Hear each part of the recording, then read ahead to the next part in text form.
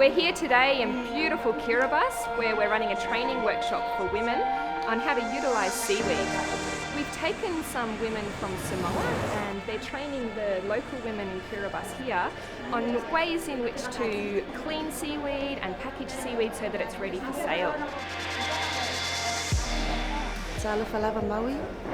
My name is Simolo Talalele and I'm from Samoa, and we are here in the capital city of Kiribati to teach the local women how to collect the sea grape.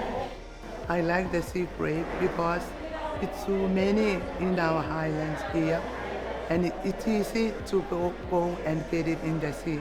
If we have no husband, we can go only ourselves, women. We can collect that seaweed for us to eat.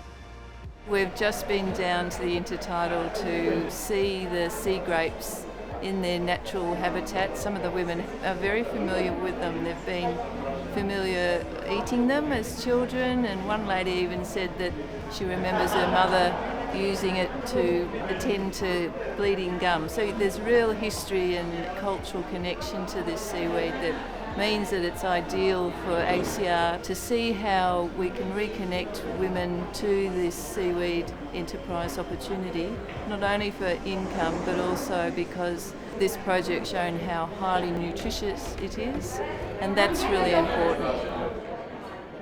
I see this morning the ladies, I think they were exciting that the collecting seaweed because some their first time, they're very happy.